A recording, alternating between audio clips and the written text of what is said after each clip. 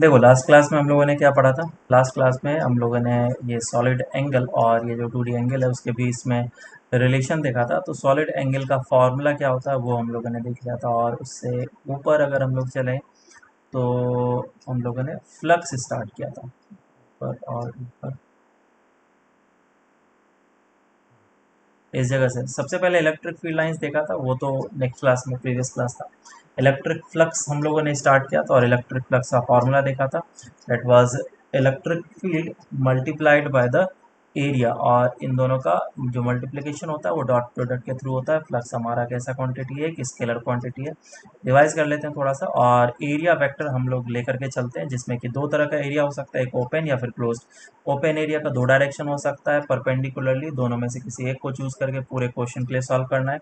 Closed वाले में हमेशा रेडियली आउटवर्ड होता है। और ये कुछ हम लोगों ने इंपॉर्टेंट पॉइंट्स देखे थे। फ्लक्स का फॉर्मूला जो होता है वो ई डॉट ए होता है, ई ए कॉस थीटा, थीटा पे डिपेंड करता है। तो इस तरीके से हम लोगों ने चीज़ें देखा और इसमें हमें यह पता चला था कि इलेक्ट्रिक फील्ड लाइंस उस एरिया वेक्टर को क्रॉस करना चाहिए, मतलब एरिया जो सरफेस है उससे क्रॉस करना चाहिए। उसका जो नंबर ऑफ काउंट होता है इलेक्ट्रिक फील्ड लाइंस का, वही हमारा फ्लक्स होता है। फ्लक्स अगर ज़्यादा है तो नंबर ऑफ लाइंस जो क्रॉस कर रहे हैं उस एरिया से वो ज़्यादा कर रहे हैं, और अगर इलेक्ट्रिक फील्ड लाइंस कम क्रॉस कर रहे होंगे तो फ्लक्स कम हो जाएगा।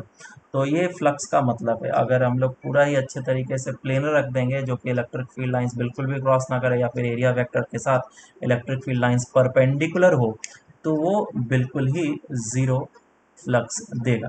दूसरा फिर हम लोग ने डब्बे के लिए देखा था कि अगर एक बॉक्स रख लेते हैं और इलेक्ट्रिक फील्ड लाइंस इससे क्रॉस करते हैं, uniform electric field lines cross करता है, तो जितना इलेक्ट्रिक फील्ड लाइन इन कर रहा है उतना ही इलेक्ट्रिक फील्ड लाइन एग्जिट कर रहा है। तो दोनों जितना इन कर रहा है उतना ही एग्जिट कर गया, तो नेट फ्लक्स कितना हो गया, जीरो। और इस तरीके से हम लोगों ने काउंट कर लिया। तो ये वॉल्यूम में फ्लक्स नहीं है, ये एरिया में फ्लक्स है। देख के लग रहा है कि ये तो क्यूब या क्यूबाइड के लिए हम लोगों ने फ्लक्स निकाला। बेसिकली हम लोगों ने इस एरिया और इस एरिया और 6 एरिया टोटल मिला करके, 4 ये 2 ये, सभी एरिया का कारण से हम लोगों ने फ्लक्स देखा है। इस एरिया के कारण से कितना हो जाएगा, जीरो। क्यों? क्योंकि ये एरिया का एरिया वेक्टर इधर है और इलेक्ट्रिक फील्ड लाइंस का डायरेक्शन इधर है, तो आपस में परपेंडिकुलर, तो इसका फ्लक्स हो जाता है जीरो। फिर हम लोग ने दूसरा क्वेश्चन देखा ऐसा, और भी ढेर सारे क्वेश्चन हम लोगों ने किए थे, और उसको स्किप करते हैं, आगे चलते हैं। और एक अलग टाइप का क्वेश्चन भी किया था। और फिर यहाँ पे फ्लक्स के बारे में हम लोग जाने थे डेप्थ में क्या होता है। और ये कॉन्सेप्ट भी हम लोगों ने देखा था कि अगर हमारा जो फ्लक्स निकालना होगा एक पार्ट के कारण से कितना होगा, तो हम लोग पहले पूरे पार्ट के कारण से निकाल लेंगे फ्लक्स कितना है, that is Q by epsilon naught. और आधे पार्ट और नीचे वाले पार्ट सिमेट्री से आधे आधे फ्लक्स जनरेट कर रहे हैं, तो दोनों का summation Q by epsilon not के बराबर होना चाहिए। तो इस तरीके से एक पार्ट में कितना फ्लक्स आया, क्यू बाय 2 एप्सिलॉन नॉट। दूसरा चीज़ हम लोगों ने इसके लिए डेरिवेशन किया था, एक बार लंबा सा डेरिवेशन कर लिया था। उसके बाद करने के बाद बोला था कि यहाँ पे सॉलिड एंगल का काम काफ़ी ज़्यादा ज़बरदस्त है, यहाँ से हम लोग आगे देख सकते हैं। तो सॉलिड एंगल हम लोगों ने 3 डायमेंशनल वे में देखा था, किस तरीके से एंगल को हम लोग ले सकते हैं। वो अम्ब्रेला वाला है, प्रीवियस लेक्चर तुम देख सकते हो। और फिर हम लोगों ने इसका ओम से रिप्रेजेंटेशन देखा था, और उसका फॉर्मूला क्या देखा था, D A divide by R square, अगर छोटा सा सॉलिड एंगल है तो। और फिर हेमिस्फेयर के लिए देखा था, उसका सॉलिड एंगल का वैल्यू 2 पाई होता है, स्फेयर के लिए 4 पाई। यूनिटरी मेथड से भी हम लोग ये सब निकाल सकते हैं। Relation between 2D and 3D angle, मतलब सॉलिड एंगल और प्लेनर एंगल के बीच में हम लोगों ने रिलेशन देखा था। That was ohm is equals to 2 pi 1 minus of cos five. मैं थोड़ा फास्ट बोल रहा हूँ क्योंकि प्रीवियस लेक्चर में ये सारी चीज़ पढ़ रखा है हम लोगों ने, उसको बार बार चीज़ों देखने की ज़रूरत नहीं। और फिर इसी फॉर्मूले में हम लोगों ने वापस से इस बड़े से जो क्वेश्चन किया था डेरिवेशन का, उसका वैल्यू पुट किया था, और एक लाइन में हमारा आंसर आ गया था। तो ये सॉलिड एंगल काफ़ी ज़्यादा हेल्पफुल है। अब आगे यहाँ से स्टार्ट होगा हमारा कहानी। तो फ्लक्स के बारे में अभी तक हम लोग जितना जानते हैं उसके बारे में मैं बता दूं कि फॉर्मूला हमें कुछ कुछ पता है। That is E dot A, flux का फॉर्मूला पता है। या फिर integration of E dot D A, ये फॉर्मूला पता है, जिसे हम लोग ई ए कॉस थीटा भी लिखते हैं। और एक सॉलिड एंगल के बारे में पता है, that is 2 pi 1 minus of cos five. और फाइव के बारे में हम लोगों ने क्या बोला था, half angle, not complete angle, not complete angle. ये वाला एंगल को हम लोगों ने फाई बोला। एक तो ये इम्पोर्टेंट है और एक ये इम्पोर्टेंट है। अभी तक हम लोगों ने इतना ही पढ़ा है और इसी कॉन्सेप्ट को यूज करके जितना भी क्वेश्चन करते हैं उससे एक नया कॉन्सेप्ट मिले और उसी कॉन्सेप्ट को यूज करके हम लोग क्या करेंगे, आगे क्वेश्चंस को सॉल्व करेंगे। तो चलो अब स्टार्ट करते हैं हम लोग गॉस लॉ। और गॉस लॉ से फिर हम लोग सारी चीज स्टार्ट करेंगे। काफी इम्पोर्टेंट है गॉस लॉ। तुम्हारे जेई पॉइंट ऑफ व्यू से भी देखा जाए तो गॉस लॉ इम्पोर्टेंट है और बोर्ड के पॉइंट ऑफ व्यू से भी देखा जाए तो भी गॉस लॉ इम्पोर्टेंट। इससे क्वेश्चंस हर साल लगभग आ जाते हैं। सीबीएसई या फिर बोर्ड के हिसाब से देखें तो इम्पोर्टेंट तो है ही, क्वेश्चन कुछ ना कुछ आएंगे ही आएंगे। तो गॉस लॉ है क्या चीज़? गॉस लॉ ने क्या किया कि जो इलेक्ट्रिक फील्ड लाइंस हैं उसके ऊपर रिसर्च करना स्टार्ट किया। अभी तक जो हम लोग फ्लक्स देख रहे थे, एरिया और इलेक्ट्रिक फील्ड का मल्टीप्लिकेशन, देता क्या है देता क्या है हमें कुछ पता नहीं चल रहा था, बस मल्टीप्लाई करे जा रहे थे, फ्लक्स फ्लक्स फ्लक्स दे क्या रहा था। तो गॉस लॉ ने फ्लक्स निकालना स्टार्ट किया था, इसी ने सारे काम स्टार्ट किए। और इस लॉ को पढ़ने से पहले हमें फ्लक्स की जानकारी होनी चाहिए थी, इसीलिए हम लोगों ने स्टार्टिंग में क्या पढ़ा, फ्लक्स पढ़ा। फ्लक्स क्या होता है, इलेक्ट्रिक फील्ड लाइंस इस डायरेक्शन में है और एरिया वेक्टर इस डायरेक्शन में है। तो इलेक्ट्रिक फील्ड लाइंस और एरिया वेक्टर के बीच में कुछ एंगल है, एंगल थीटा। तो हम लोगों ने क्या बोला, इस एरिया वेक्टर से फ्लक्स निकलना, अच्छी बात है। लेकिन अभी तक हम लोगों ने जितने भी फ्लक्स देखे वो फ्लक्स कैसे देखे थे, ओपन एरिया से, और कभी एक दो केस में क्लोज्ड वाला भी काम किया था। गॉस लॉ हमेशा क्लोज्ड एरिया के बारे में ही काम किया है। और क्लोज्ड एरिया मैंने तुम्हें बताया था, एरिया वेक्टर हम लोग दो तरीके से ले सकते हैं। अगर ओपन है तो दो डायरेक्शन होता है, जैसे कि मान लो ये इसको सर्कल है, एरिया वेक्टर या तो इधर होगा या तो इस डायरेक्शन में होगा, दो डायरेक्शन में हो सकता है। क्यों? क्योंकि ये ओपन एरिया है, सरफेस है। और अगर क्लोज्ड हो तो हमें पता है कि रेडियली आउटवर्ड होता है, बाहर के डायरेक्शन में। इसका इस डायरेक्शन में हो जाएगा, इसका इस डायरेक्शन में, फिक्स है एरिया वेक्टर, और इसका इस डायरेक्शन में, ऐसे। तो गॉस लॉ इन सभी चीज़ों पे काम नहीं करता है, ओपन एरिया पे नहीं, वो हमेशा क्लोज्ड एरिया पे काम किया। तो हम लोगों ने ओपन क्यों पढ़ा? हम लोगों ने ओपन इसलिए पढ़ा ताकि हमें फ्लक्स की समझ हो पाए, फ्लक्स हम लोग जाने, बराबर। तो गॉस लॉ क्या बोलता है, गॉस लॉ पहले मैं फॉर्मूला बताता हूँ, फिर उसके बाद हम लोग समझेंगे प्रॉपर वे में। Gauss law states that the cyclic integration of electric field along the surface in a loop is equals to the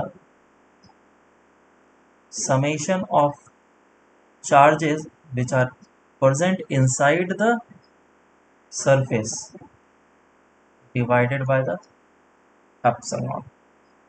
बस इतना सा फॉर्मूला याद रखना है, that cyclic integration of E dot D S is equals to Q in by epsilon. तो पहले हम लोग एक एक टर्म को समझेंगे।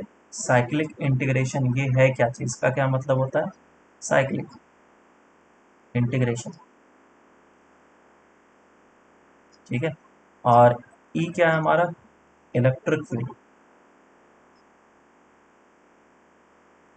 और डी एस क्या है, element of the surface area,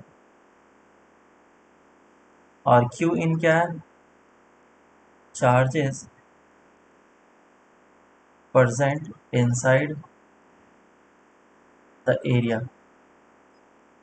और एप्सिलॉन तो हमें पता ही है, इट इज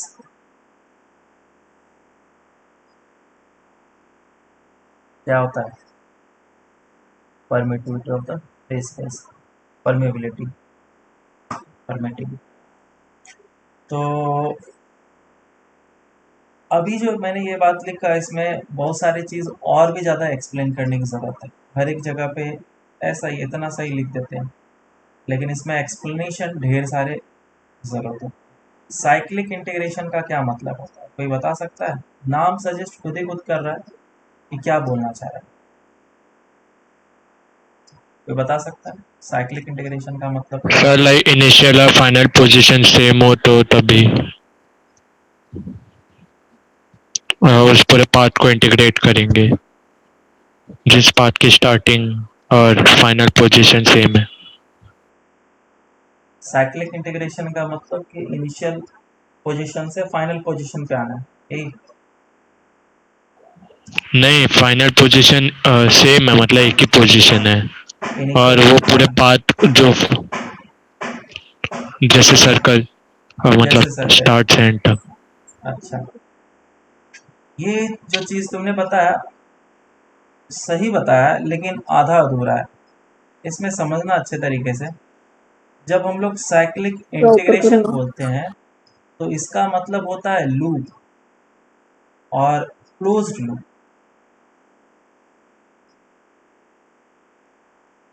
जो इंटीग्रेशन होना चाहिए वो क्लोज लूप में होना चाहिए। तुमने जो बोला वो सही है कि जैसे मैं इनिशियली इस जगह पे था और चलते गया चलते गया चलते गया, फाइनली मैं इस जगह पे पहुंच गया, तो इनिशियल और फाइनल लोकेशन क्या है हमारा? सेम। लेकिन ये हम लोगों ने लेंथ में चला, तो इसमें एलिमेंट कैसा आएगा? डीएल एलिमेंट आएगा। लेकिन यहाँ पे जो हम लोग साइक्लिक इंटीग्रेशन ले रहे हैं उसमें डी ए एलिमेंट है। मेरी बात समझ में आया क्या? एलिमेंट कैसा है? D A. हाँ। तो मुझे क्या लेना पड़ेगा? क्लोज्ड एरिया लेना पड़ेगा, क्लोज्ड सरफेस लेना पड़ेगा। ठीक है, तो क्लोज्ड लूप बोला गया है, तो लूप कैसा है? सरफेस का। तो तुम्हें किसी भी चीज को क्लोज करना है सरफेस से। ये कैसा है? लाइन में क्लोज किया। तो क्लोज कैसे कर सकते हैं? जैसे कि एक सर्कल है, सॉरी स्फेयर, बोलोगे ये और ये सेम, ये सेम नहीं है, ये डिफरेंट है। ये क्या है? हमारा सर्कल है, इसमें एलिमेंट डीएल हुआ है, लेकिन ये जो है स्फेयर, इसमें वॉल्यूम में क्लोज किया गया, इसमें लेंथ में क्लोज किया गया, मतलब एरिया क्लोज हुआ, इसमें वॉल्यूम क्लोज हुआ, है ना? तो एलिमेंट जो तुम लोगे इसमें एक छोटा सा एरिया वेक्टर है, और इसमें कैसा एलिमेंट ले रहे थे? छोटा सा डीएल एलिमेंट ले पा रहे थे। ठीक है, तो ये है हमारा first thing, that is cyclic integration. Cyclic integration मतलब कि क्लोज्ड लूप होना चाहिए, और क्योंकि एरिया में हमारा इंटीग्रेशन हो रहा है तो वो सरफेस से क्लोज होना चाहिए। और सरफेस से क्लोज होने का तरीका कैसा भी हो सकता है, ज़रूरी नहीं है कि इस तरीके से क्लोज हो। मैं कैसा भी क्लोज कर सकता हूँ, कैसा क्लोज करके बताऊँ? ऐसा, ये भी क्लोज है। ठीक है, 3D में कैसे बन देखो, इस तरीके से। ठीक है, इस तरीके से क्लोज, समझ जाओ। और ऐसे भी क्लोज कर सकते हैं, सरफेस एरिया से क्लोज होना चाहिए कोई भी चीज़, ये ऐसा क्लोज होना चाहिए। So these all are closed, A B बोलो या सी बोलो। तब बंद डब्बा होना चाहिए, टैंक, सिलेंडर भी ले सकते हैं, क्लोज्ड होना चाहिए। इधर भी है इधर भी, और ये सरफेस तो मतलब है ही। तो ये पहला चीज हो गया। दूसरा क्या है हमारा? Electric field. और इलेक्ट्रिक फील्ड के बारे में बात करते हैं। ये जो इलेक्ट्रिक फील्ड हमें इस फॉर्मूले से मिलता है, ये ना तो एक चार्ज ना तो दो चार्ज, या फिर ऐसा भी नहीं कि ये एक स्फेयर है और स्फेयर के इनसाइड चार्जेस हैं, एक दो तीन चार्ज दे दिया, मान लो Q1 Q2 Q3, और इस जगह पे चार्ज है Q4, और मैंने ये सरफेस क्रिएट किया, दिस इज सरफेस, और इस सरफेस को हम लोग गॉसियन सरफेस बोलते हैं। Gaussian surface. और इलेक्ट्रिक फील्ड मुझे इस पॉइंट पे निकालना है, तो इस पॉइंट पे जो इलेक्ट्रिक फील्ड निकलेगा this is net electric field. और इस नेट इलेक्ट्रिक फील्ड का मतलब ये है कि electric field due to all the charges present inside the loop or the Gaussian surface and present outside। तो यहाँ पे क्या लिख सकते हैं हम लोग, इलेक्ट्रिक फील्ड क्या है, net electric due to all the charges present inside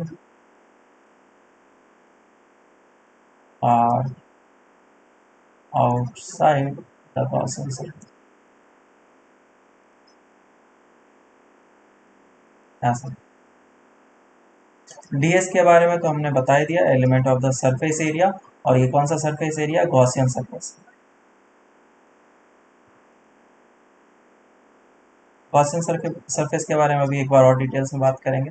Q in, अब क्यू इन क्या चीज है हमारा, नेक्स्ट इज क्यू इन। और ये नाम खुद सजेस्ट कर रहा है कि इनसाइड में जो चार्जेस है वो कितने हैं, charges present inside the Gaussian surface.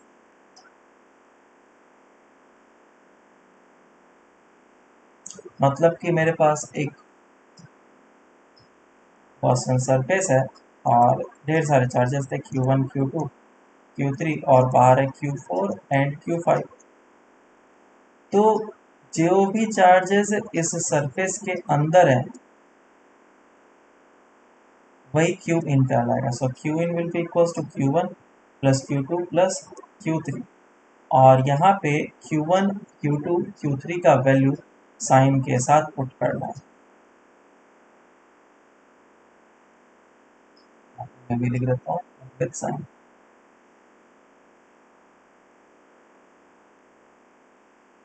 इसका मतलब ये है कि अगर इनसाइड में Q1 चार्ज हो गया 5 कूलम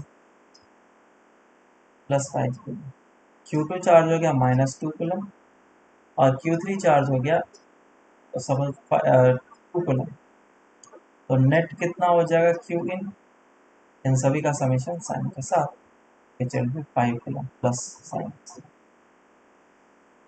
अब देखो इस फॉर्मूले को अप्लाई कैसे करते हैं हम लोग, अब एक बार फिर से समझेंगे। अच्छा हाँ, यहाँ पे एक चीज मैंने बताया नहीं, this is dot product, dot product.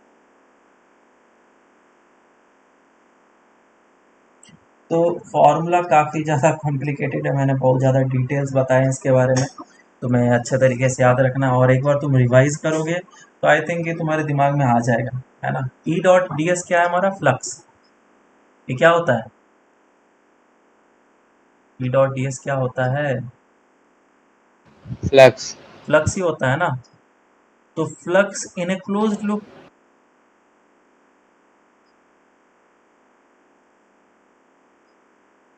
Flux in a closed loop is equals to क्या होता है, Q in by epsilon naught. हम लोग ऐसा भी तो लिख सकते हैं, यही तो फॉर्मूला है या फिर यही तो गॉस लॉ है, जिसको हाँ सर। इस तरीके से लिखा गया, cyclic integral of E dot D S is equals to Q in by epsilon naught. तो ये दोनों जो है वो सेम है, कोई डिफरेंस नहीं है इन दोनों में, लेकिन फ्लक्स यहाँ पे क्लोज्ड लूप में लेना है, तभी मैं Q in by epsilon not लिख सकता हूँ। ओके, तो मैं इसका एक एग्जाम्पल बोलूँ तो, या फिर मैं थोड़ा इसको बताता हूँ। लेट से मेरे पास तीन चार्जेस हैं, एक +5 कूलम है और एक 2 कूलम चार्ज है, -2 माइक्रो कूलम, और एक 3 माइक्रो कूलम चार्ज है। और मुझे इस जगह पे इलेक्ट्रिक फील्ड निकालना है कि लेट से इलेक्ट्रिक फील्ड यहाँ पे कितना है वो निकालना है। तो हम लोग क्या करेंगे, एक गॉसियन सरफेस बनाएंगे। सबसे पहला क्या करना है, एक गॉसियन सरफेस बनाना है। अभी मैं एक ऐसा गॉसियन सरफेस खुद ही खुद बना लेता हूँ, तुम बोलोगे सर 3 को अंदर क्यों नहीं किया? बस ऐसे ही। तो एक मैंने इमेजिनरी गॉसियन सरफेस क्रिएट किया है।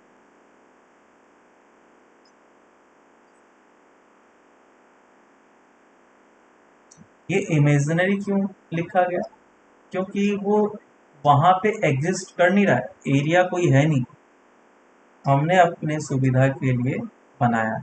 गॉसियन सरफेस फिर चूज कैसे करना है, वो जब हम लोग एग्जांपल्स करेंगे तब उससे तुम्हें आइडिया लगेगा। कोई सिमेट्रिकल चार्जेस वगैरह हो जिससे कि इलेक्ट्रिक फील्ड यूनिफॉर्म हो जाता है, तो हम लोग उसके लिए गॉसियन सरफेस सिमेट्रिकली एज्यूम करते हैं। बताऊंगा तब समझ में आएगा, अभी बस समझ लो। यहाँ कोई भी इमेजिनरी गॉसियन सरफेस ले सकते हैं। और लेट से मुझे इस पॉइंट पे इलेक्ट्रिक फील्ड निकालना है, तो हम लोग क्या बोलेंगे, cyclic integral of E dot D S is equal to Q in by epsilon, ये फॉर्मूला अप्लाई करेंगे। तो क्या ये जो सरफेस, अच्छा सरफेस को समझना अच्छे तरीके से, ये देख के लग रहा है कि एक लाइन है, ये लाइन ही नहीं है, ये पूरा का पूरा 3 डायमेंशन में सरफेस है। ऐसा है ये, बहुत मिसकंसेप्शन होता है स्टूडेंट में, कुछ और समझते हैं, उनको लगता है कि ये लाइन है, लाइन नहीं है, ये 3 डायमेंशनल है, क्लोज लूप। दिखाने के लिए बस लाइन दे दिया है, 2D में मैं और कैसे दिखा सकता हूँ? क्लियर है क्या ये बात सबको?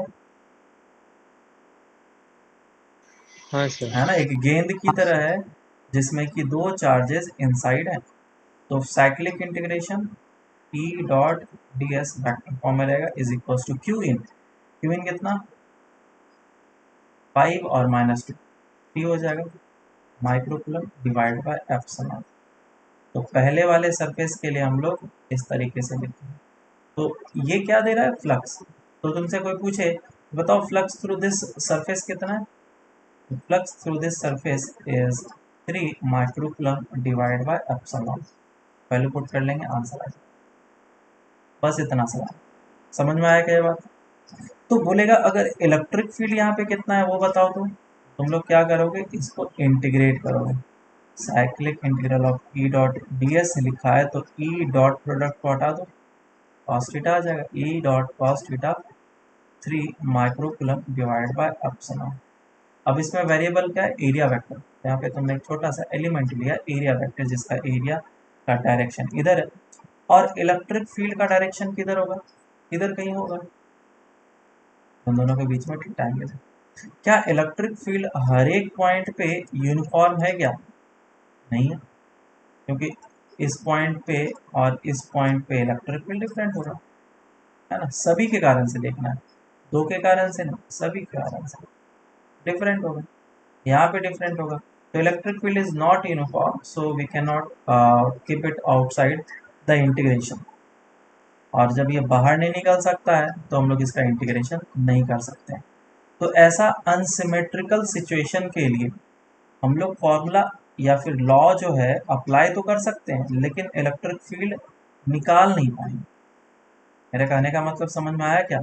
This formula is applicable but we can not integrate it properly, हम लोग निकाल ही नहीं पाएंगे कि इलेक्ट्रिक फील्ड वेरिएबल है। ठीक है क्या?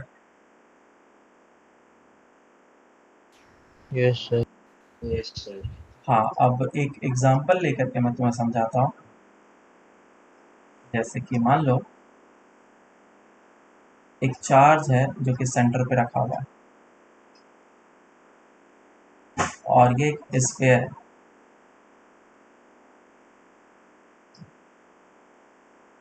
एक स्फीयर क्रिएट कर दिया गया,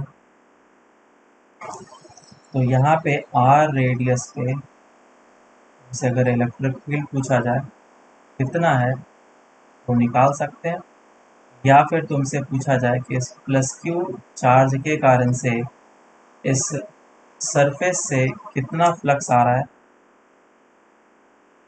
सरफेस से कितना फ्लक्स आ रहा है, तो वो भी हम लोग निकाल सकते हैं। ठीक है, दोनों के करके करते हैं।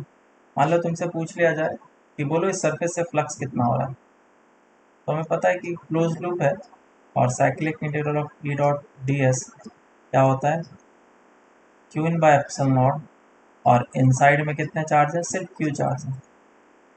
फ्लक्स कितना हो जाएगा, क्यू बाय एप्सिलॉन। बात समझ में आएगा, पहला चीज ये।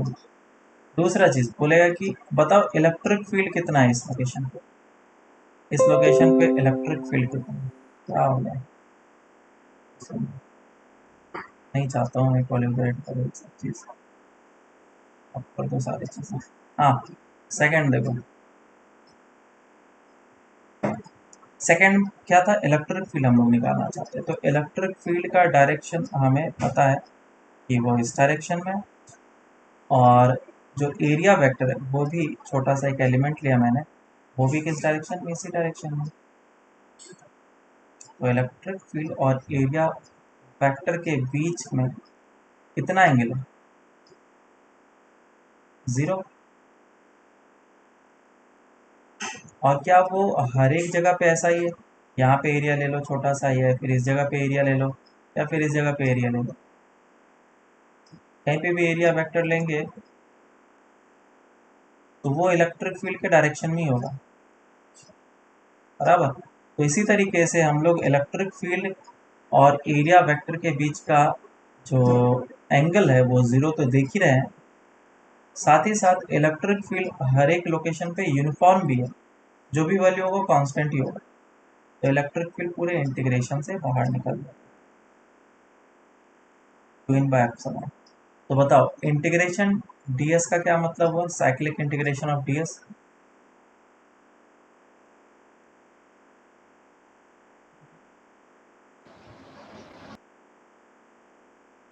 बोलो बोलो, आता है ये तुम्हें तो। उसका एरिया 4 पाई r² हाँ, ये बोल रहा है कि इस एरिया को तुम इंटीग्रेट करो, छोटे छोटे जो एरियाज हैं, ये छोटे छोटे एरिया को इंटीग्रेट करो और उसको सम कर लो, ऐड कर लो छोटे छोटे एरिया को, और सभी एरिया को अगर हम लोग ऐड कर लेंगे तो वो कितना आ जाएगा, 4 pi r² is equal to Q by epsilon. Q in कितना था, क्यू, तो डिवाइड बाय एप्सिलॉन हो गया। इधर से हमारे पास इलेक्ट्रिक फील्ड का फॉर्मूला आ गया, Q divide bye 4 pi epsilon not into r²। और ये क्या चीज़ है, के क्यू बाय r²। याद आया क्या फॉर्मूला। हाँ सर। क्या किसी पॉजिटिव चार्ज के कारण से r डिस्टेंस पे इलेक्ट्रिक फील्ड का फॉर्मूला क्या होता है, के क्यू बाय r²। ठीक है, तो ये मैंने एप्लीकेशन थोड़ा सा बताया। चलो अब इसके बारे में थोड़ा और भी ज़्यादा जान लेते हैं, गॉस लॉ क्या है, समझ गया, थोड़ा बहुत तो जान गए हम लोग। देखो गॉस लॉ से हम लोग इलेक्ट्रिक फील्ड का मैग्नीट्यूड निकाल सकते हैं, लेकिन गॉस लॉ से इलेक्ट्रिक फील्ड का डायरेक्शन नहीं बता सकते, ठीक है। और ये चीज़ मैं कहीं पे भी नहीं देखता हूँ कि लिखा हुआ है, बताया गया। लेकिन गॉस लॉ को तुम अच्छे तरीके से प्रॉपर वे में पढ़ोगे तुम्हें समझ में आएगा। तुम्हें इलेक्ट्रिक फील्ड का डायरेक्शन पहले से पता होना चाहिए, ठीक है। मैं यहाँ पे लिख देता हूँ नोट डाल करके, ये from Gauss law we can find the magnitude of electric field, but we can't say about the direction of electric।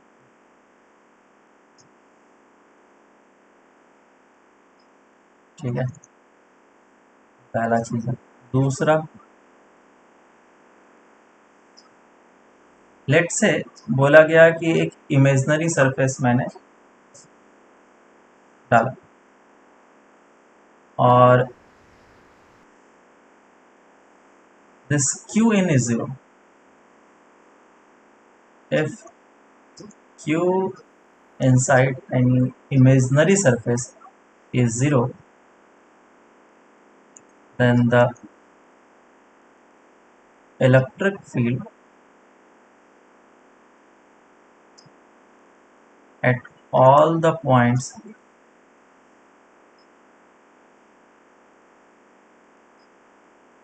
will be 0 on the surface. ठीक है, ये बोला गया। ये स्टेटमेंट ट्रू है या फॉल्स है?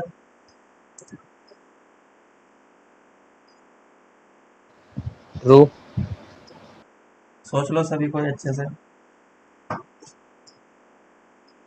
फॉर्मूला क्या होता है, सबको पता है, cyclic integral of P dot D S is equals to Q in by epsilon.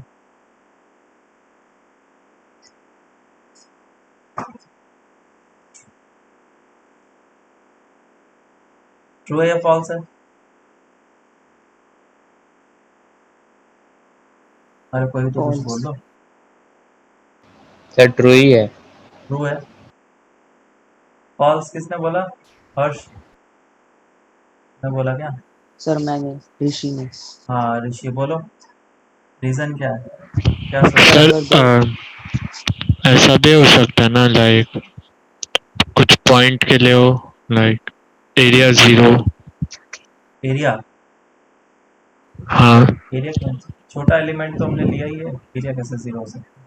Sir अगर सेम मैग्नीट्यूड के अपोजिट चार्ज सरफेस पर रहेंगे तो क्यू क्या आई एन 0 हो जाएगा और ई 0 नहीं होगा। क्या 0 हो जाएगा? सेम मैग्नीट्यूड के अपोजिट चार्जेस सरफेस पर है तो सरफेस स्फीयर पे? के। मुझे तो सरफेस जो भी स्फेयर है उसके इनसाइड में रखना है। ये जो भी सरफेस बनेगा, क्लोज लूप जो भी बनेगा उसके इनसाइड में रखना, सरफेस पे नहीं रखना।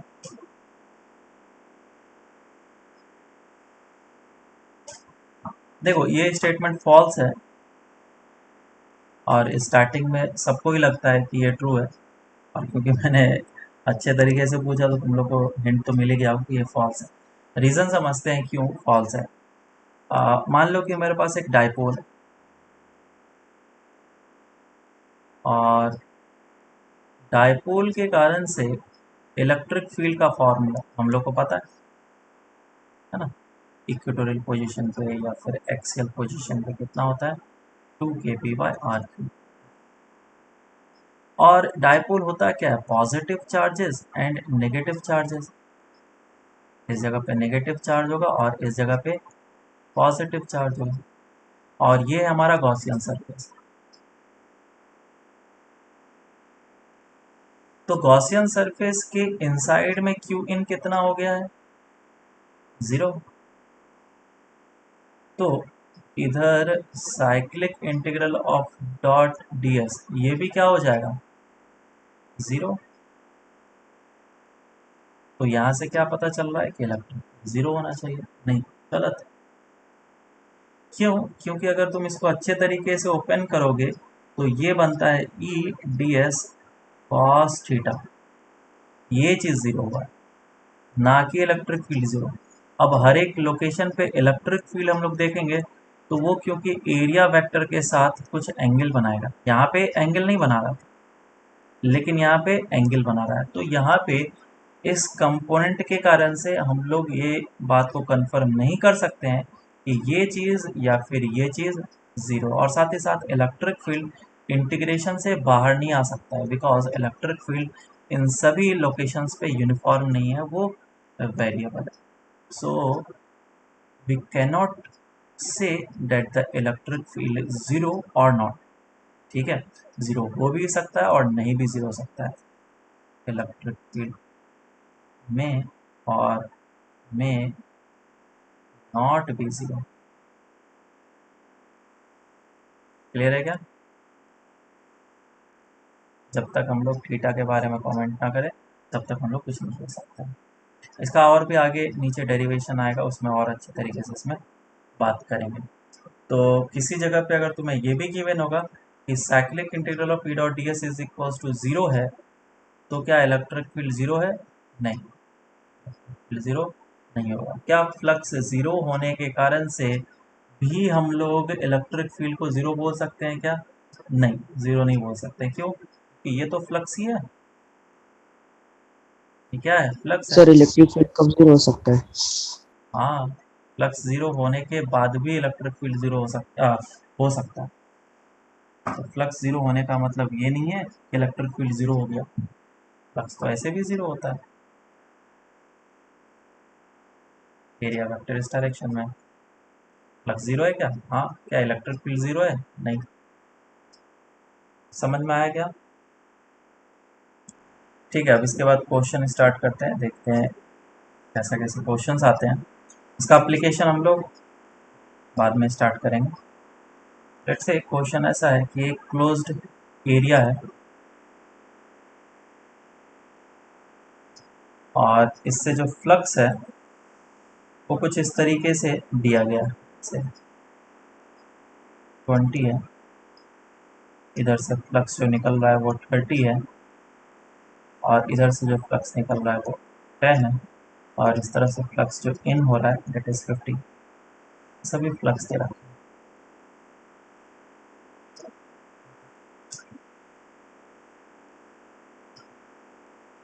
ये सभी दे रखे हैं फ्लक्स। ये क्लोज्ड सरफेस है। तो पूछा गया फाइंड द चार्ज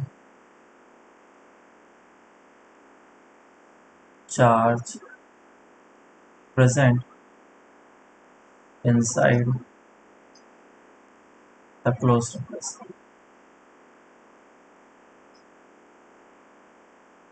सॉल्व करो इसको। बहुत easy question.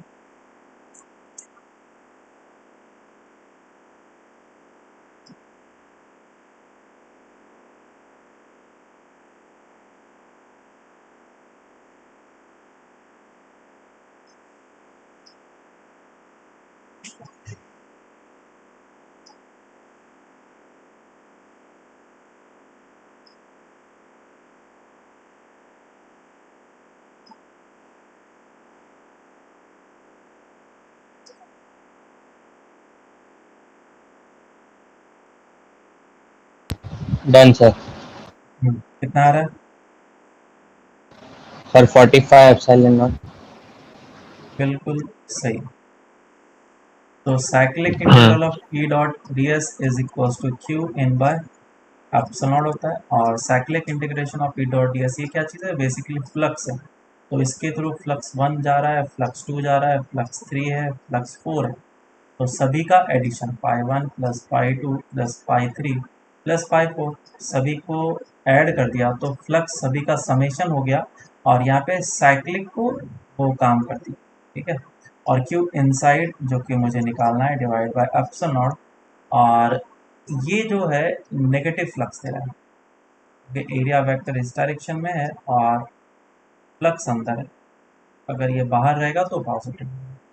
So this will be -50 plus 20 plus 30 plus 10।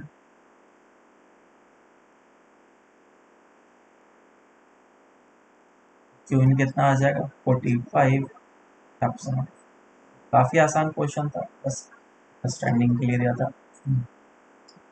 Next question करते हैं। और क्वेश्चन ऐसा है 3 पार्ट में। फर्स्ट ऐसा दे रखा है, एक हेमिस्फेरिकल बॉल है जैसा,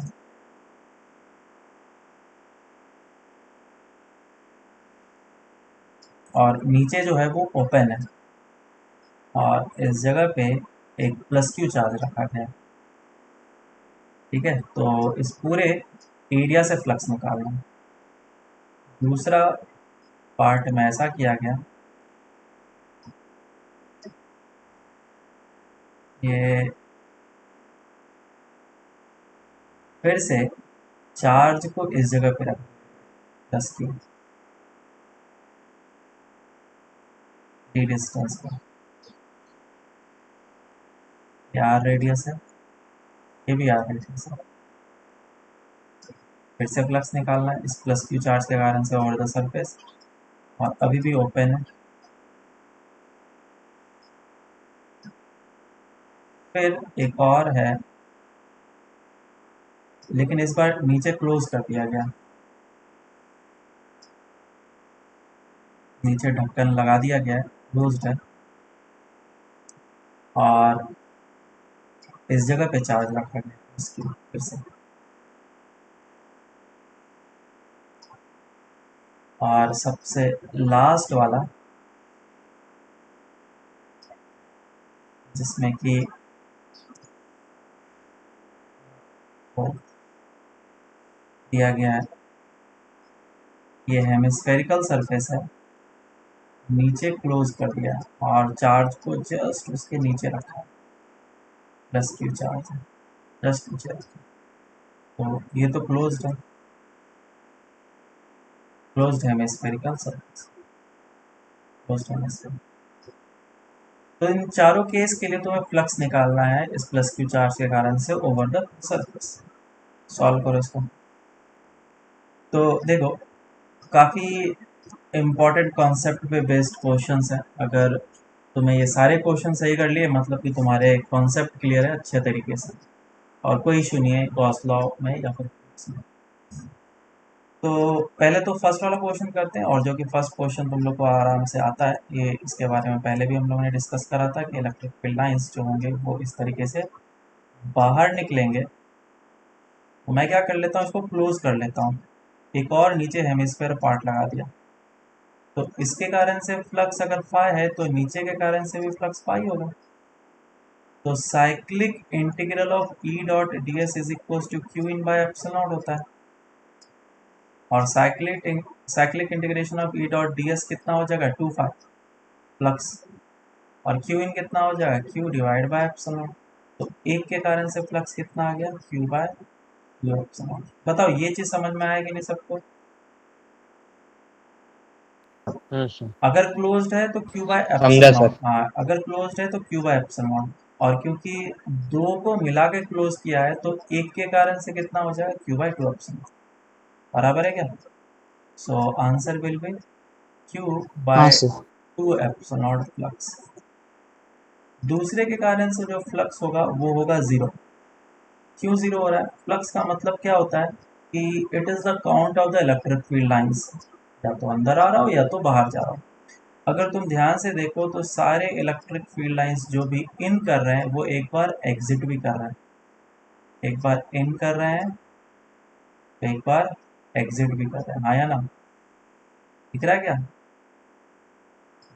यहाँ यहाँ पे इन किया और इस जगह पे एग्जिट किया, तो इलेक्ट्रिक फील्ड लाइंस का काउंट कितना हो जाएगा, जीरो।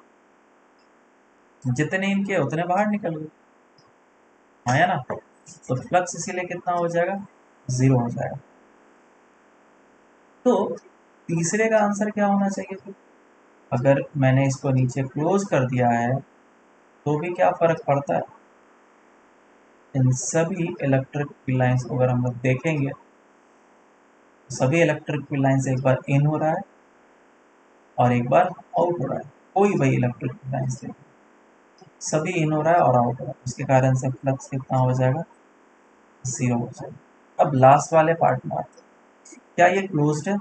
हाँ, तो क्लोज्ड है तो चार्ज इसके नीचे रखा हुआ है, तो जितने भी इलेक्ट्रिक फील्ड लाइंस इन किए अब वो एग्जिट भी करेंगे।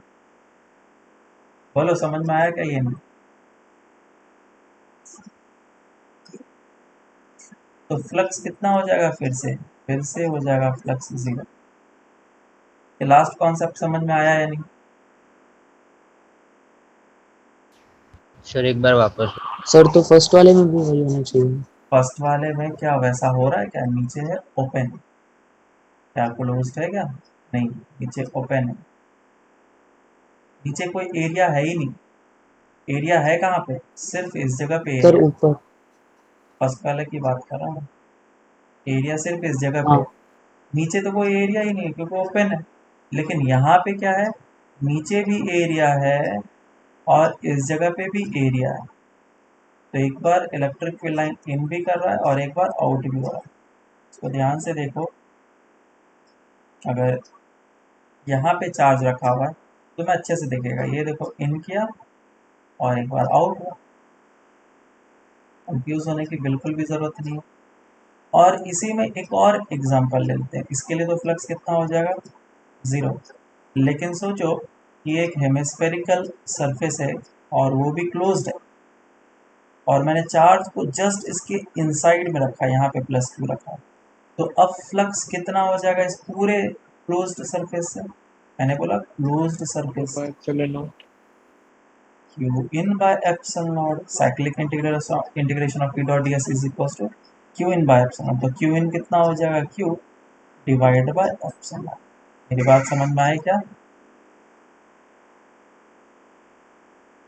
मेरी बात समझ में आई हाँ या नहीं आई? अब यस क्लियर सर, है? समझा। हाँ।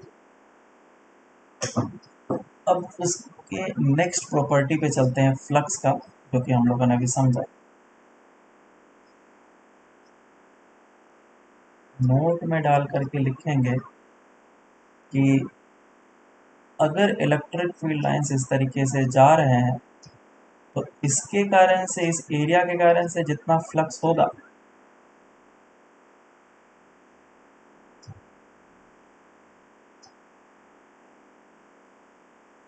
इस एरिया के कारण से भी इतना ही फ्लक्स होगा। ये ओपन है, और चाहे तुम्हारा ऐसा एरिया क्यों ना हो, इस एरिया के कारण से भी फ्लक्स इतना ही होगा, फाई वन, ये फाई टू और ये फाई थ्री। तो phi one will be equal to phi two is equal to phi three. क्यों ऐसा है? कि जितने इलेक्ट्रिक फील्ड लाइंस पहले वाले को क्रॉस कर रहे हैं, उतने इलेक्ट्रिक फील्ड लाइंस दूसरे को क्रॉस कर रहे हैं, तीसरे को क्रॉस कर रहे हैं, सबको कर। क्लियर है क्या? सर यूनिफॉर्म इलेक्ट्रिक फील्ड के लिए ना? हाँ, अभी तो इलेक्ट्रिक फील्ड यूनिफॉर्म ही रहेगा, इलेक्ट्रिक फील्ड लाइंस को बस देखना अच्छे तरीके से, ठीक है। तो ये इलेक्ट्रिक फील्ड लाइंस क्योंकि इंटरसेक्ट कर रहा है पहले वाले को, तो दूसरे वाले को भी उतना ही कर रहा है, तीसरे वाले को भी उतना ही कर रहा है, तो फ्लक्स तीनों का क्या होगा। अब उसी पे बेस्ड एक क्वेश्चन करते हैं, जैसे कि मैंने ऊपर क्वेश्चन अभी किया। सर जरा ऊपर देखा। हाँ, बताओ।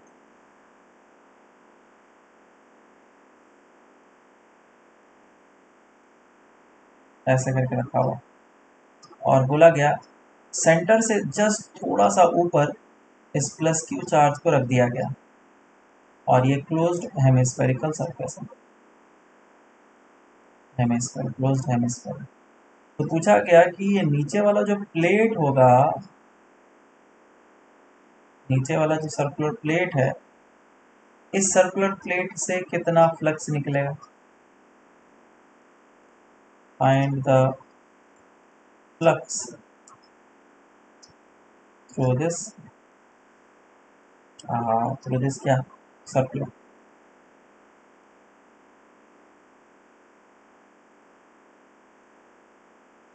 बोलो कितना निकलेगा।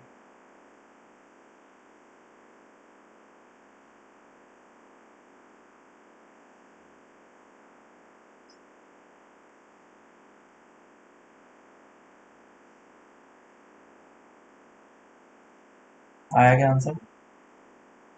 बस दिमाग से अच्छे तरीके से सोचो, सोचोगे तभी जाके गॉस लॉ के क्वेश्चंस बनेंगे। हमारे अंदर इमेजिनेशन कैपेबिलिटी होनी चाहिए, क्वेश्चन पे ध्यान डाल करके अच्छे तरीके से उसके ऊपर सोच सकते हैं, क्योंकि इसमें कैलकुलेशन करना है नहीं। अभी 4-5 क्वेश्चन करेंगे जिसमें कोई कैलकुलेशन है।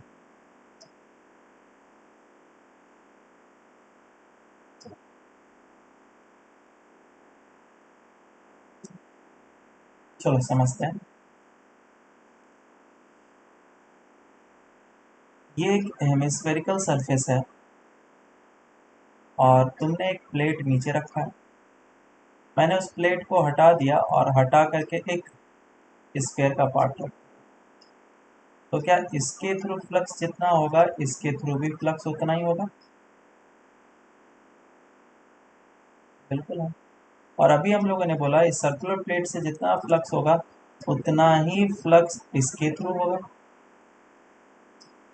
तो जितने भी इलेक्ट्रिक फील्ड लाइंस इसको क्रॉस करके निकल रहे हैं, वो सारे सारे इसको भी क्रॉस करके निकलेंगे। मतलब इस सर्कुलर प्लेट से फ्लक्स अगर फाई थ्री है, तो ये फाई थ्री और फाई टू सेम होने वाला, क्यों? तो जो भी इलेक्ट्रिक फील्ड लाइंस उसको क्रॉस कर रहा है इसको भी क्रॉस कर रहा है, तो फ्लक्स दोनों का क्या होना चाहिए? सेम। अरे हाँ या ना? हाँ सर। ये समझ में आ रहा है ना बात? तो इनफैक्ट इसके कारण से फ्लक्स और इसके कारण से फ्लक्स सेम है, इसके कारण से और इसके कारण से फ्लक्स क्या है? सेम। तो नीचे वाले के कारण से फ्लक्स पहले ही हम लोगों ने निकाला था, फाई 3 कितना था? Q in by epsilon naught का आधा, which is Q by 2 epsilon naught. फिर ये आंसर है सर, कुछ नहीं करना था, बस दिमाग लगाना था। बोलो क्लियर है क्या? सर ऐसा भी सोच सकते हैं ना, total flux to closed hemisphere minus total flux to open hemisphere. Symmetry होना चाहिए, ठीक है? आधा एग्जैक्टली ओके सर। सिमेट्री होना चाहिए, जैसे कि ये जो चार्ज पार्टिकल है इलेक्ट्रिक फील्ड लाइंस हर एक डायरेक्शन में मूव करेगा। अब ये अगर मैंने स्ट्रेट लाइन एक बना दिया तो 180 डिग्री ऊपर वाले जितने, मान लो कि 3 है इलेक्ट्रिक फील्ड लाइंस, तो नीचे भी कितने होंगे? 3 होंगे। तो अब नीचे कैसा भी सेव कर दो, ऐसा सेव कर दो, लेकिन ऊपर एकदम सिमेट्रिकल सेव कर दो, तो इन दोनों का फ्लक्स सेम होने वाला है। आया ना? मेरी बात समझ में आई या नहीं आई? हाँ सर। क्योंकि जितने इलेक्ट्रिक फील्ड लाइंस ऊपर क्रॉस करेंगे उतने ही नीचे कर रहे हैं। चार्ज कोई भी पार्टिकल जो होता है वो यूनिफॉर्मली इलेक्ट्रिक फील्ड लाइंस को इमिट करता है। चलो नेक्स्ट क्वेश्चन करते हैं। और क्वेश्चन ऐसा है कि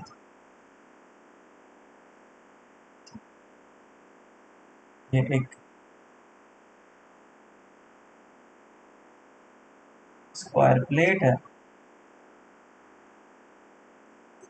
स्क्वायर प्लेट के, हाँ ये इस तरीके से क्यूब है ऑफ साइड लेंथ ए, और इस जगह पे एक चार्ज को रख दिया गया सेंटर पे। तो बोला गया ये जो बॉक्स है नीचे वाला, इसके कारण से फ्लक्स कितना होगा?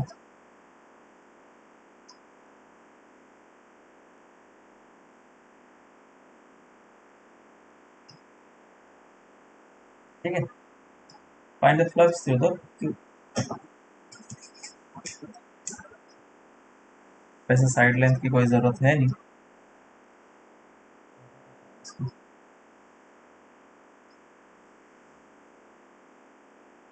कहाँ पे रखा है प्लस क्यू चार्ज को? बिल्कुल ऊपर वाले फेस के सेंटर।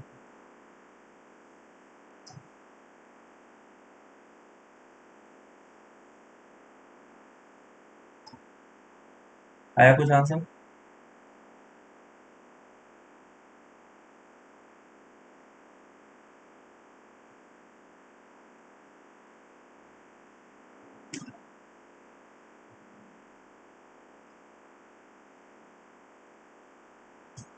Done sir. कितना आ रहा है? Sir Q by 6 epsilon naught. Q by 6 epsilon. और किसी का कुछ?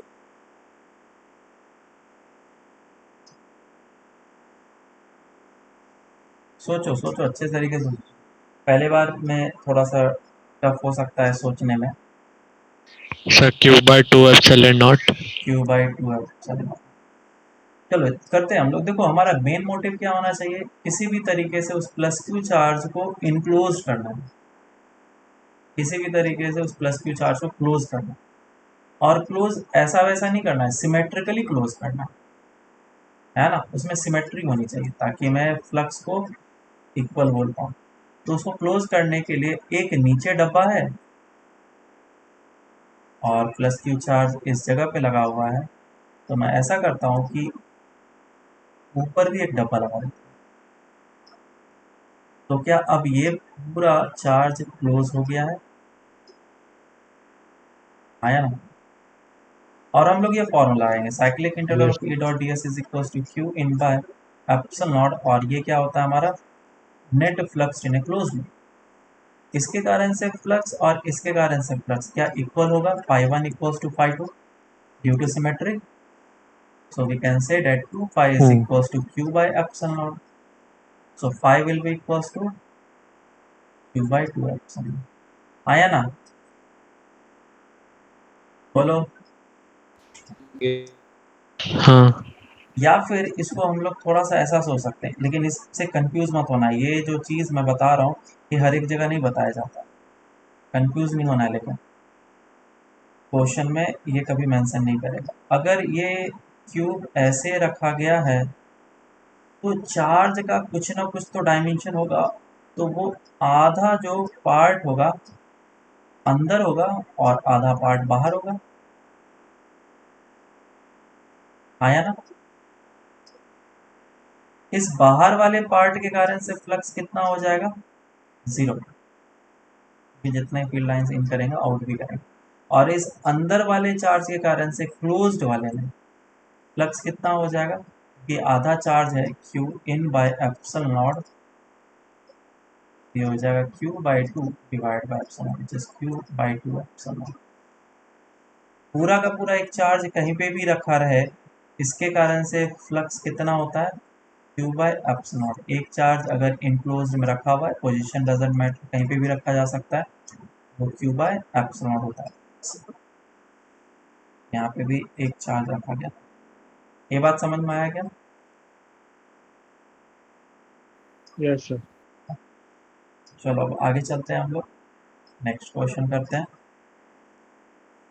क्यूब का एक और क्वेश्चन, ये है एक्स एक्सेस, ये है वाई एक्सेस और ये है जेड एक्सेस, और एक क्यूब रखा हो गया है इसे हमारे पास, और देखते हैं इस क्वेश्चन को कितने लोग सही कर पाते हैं। And a single positive charge is placed at the origin. Plus Q. Find the flux through this Q.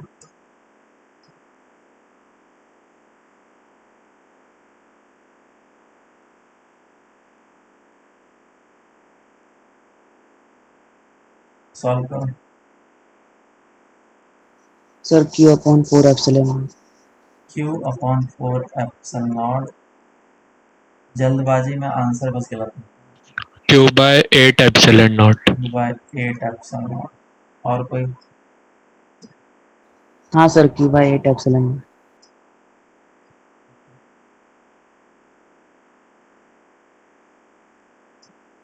और कोई।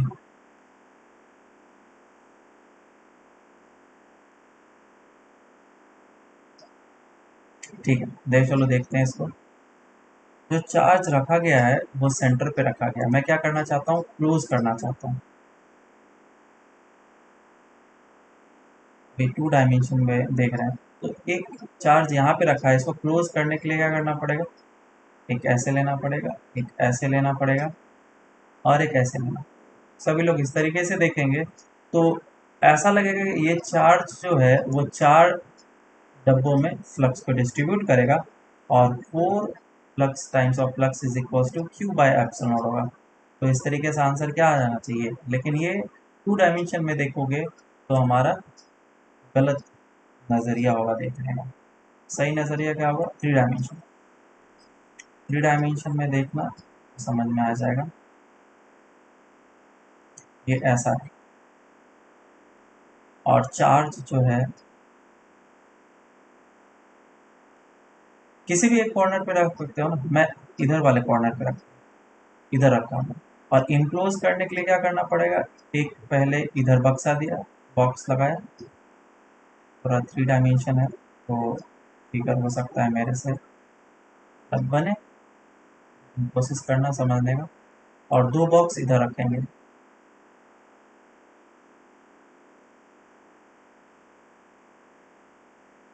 बॉक्स इधर।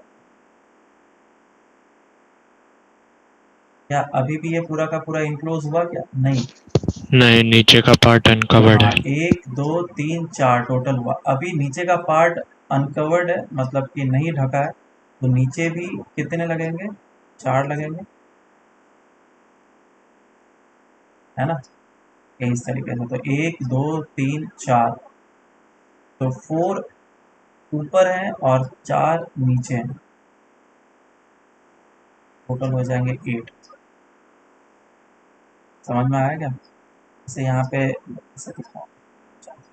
इसको 3D में समझना कि रूबिक क्यूब है तुम्हारे पास, और सेंटर पे रखा होगा, सेंटर पे रखा रहेगा तो 4 क्यूब में ऊपर वाला आएगा और 4 क्यूब नीचे वाला आएगा। बराबर, इतना तो समझ में आ रहा होगा। तो यहाँ पे फ्लक्स अब कितने 8 पार्ट में डिस्ट्रीब्यूट हो चुका है। So 8 5 will be equals to Q by epsilon naught. So flux will be equals to Q by 8 epsilon. और ये हमारा आंसर। ठीक है, समझाया मैंने, कोशिश किया अपने तरीके से। इस बार वापस से क्वेश्चन अलग अलग तरीके से दिए जा सकते हैं। क्वेश्चन ऐसा है, ये जो चार्ज है इस बार इस जगह पे रखा गया है क्यूब का, प्लस क्यू चार्ज। तो बोला गया इस क्यूब से कितना फ्लक्स निकलेगा।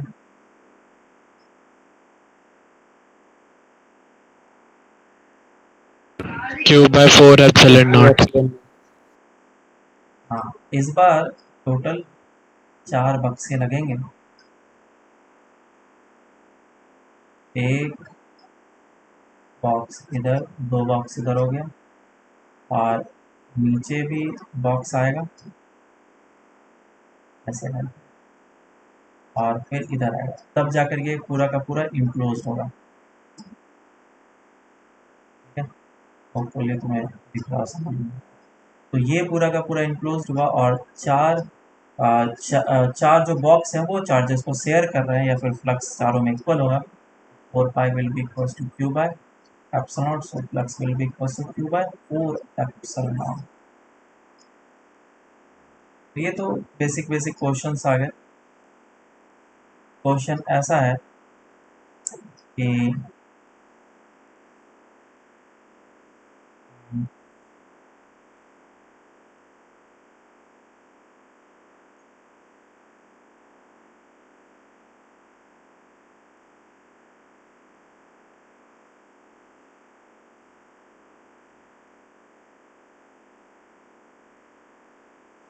क्यूब है ये,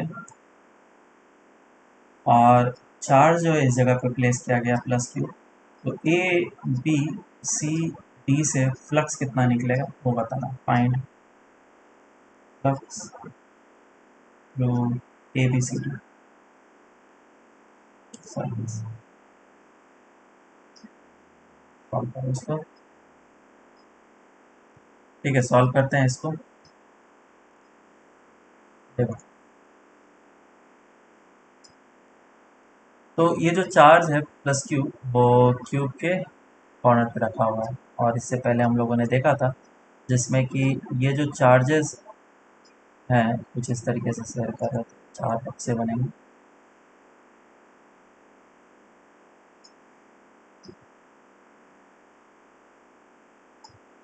इस जगह पे रखा हुआ है।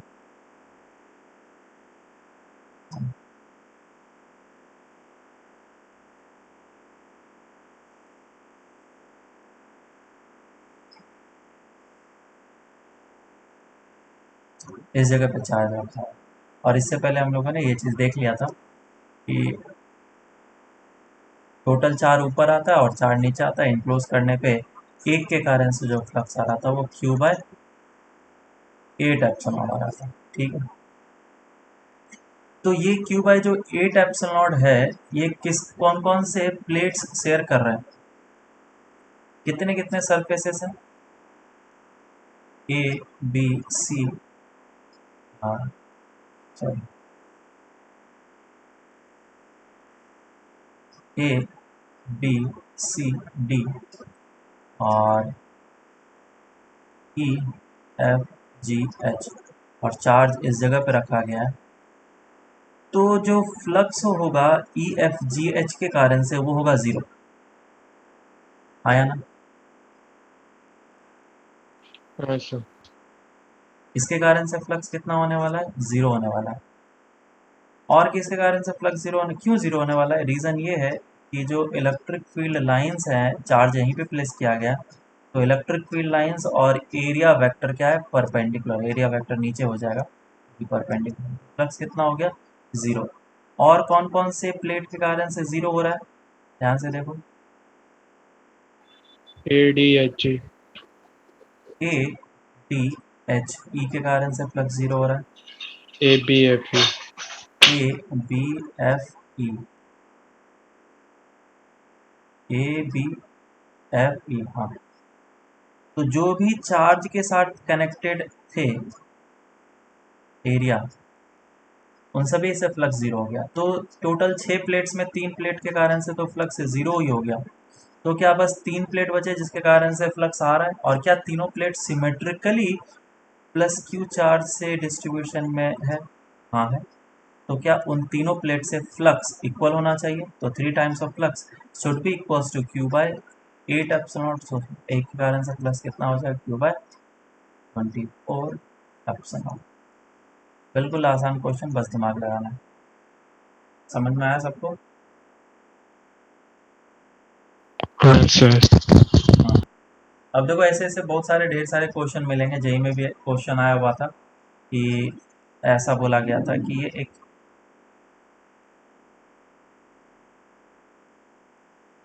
क्यूब है, ए बी सी, क्यूब नहीं मतलब स्क्वायर प्लेट है ऑफ साइड लेंथ ए, और डी डिस्टेंस पे एक चार्ज को प्लेस कर दिया गया plus Q by D is equals to A by two. तो बोला गया इस प्लेट से फ्लक्स कितना होगा? Find flux this plate. ऐसे करके क्वेश्चन पूछ लिया गया। तो क्या बोल सकते हैं इसके बारे में?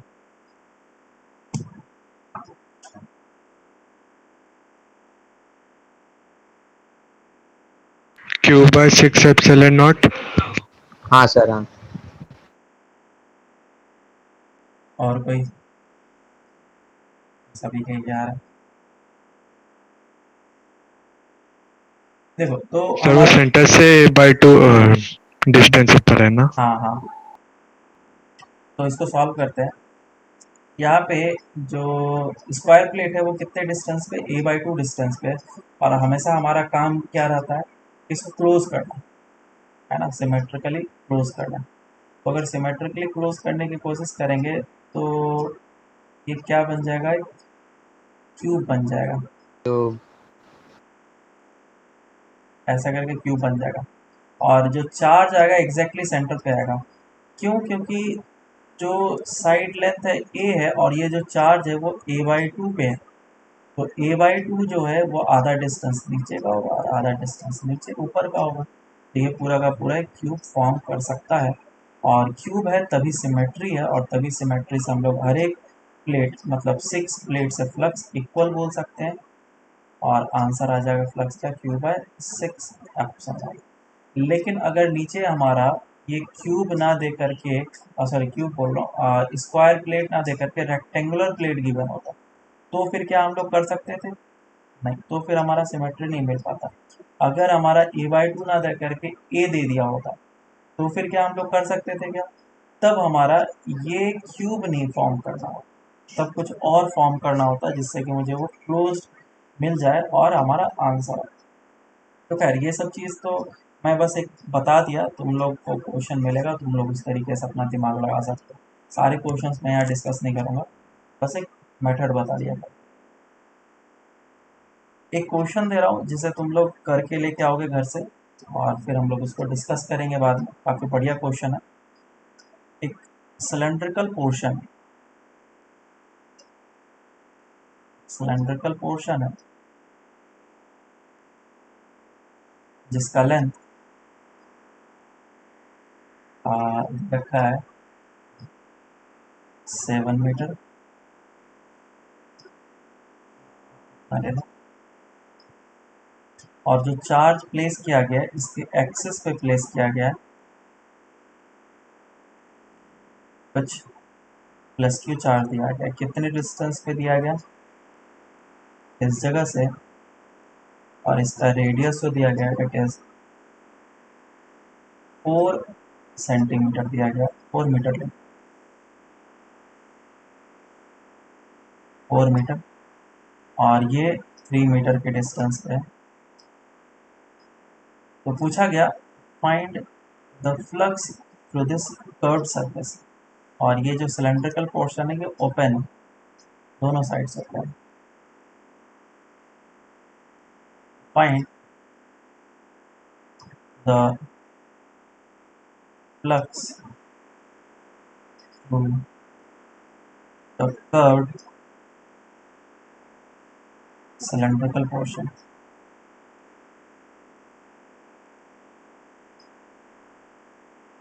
इसे करके लेके आना, नेक्स्ट क्लास में हम लोग इसको डिस्कस करेंगे। और एक और एडवांस लेवल का क्वेश्चन होगा, वो भी हम लोग नेक्स्ट क्लास में डिस्कस करेंगे।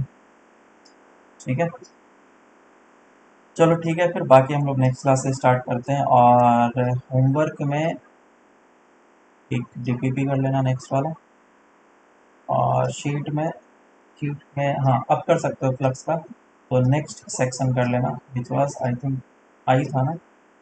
चलो सेक्शन आई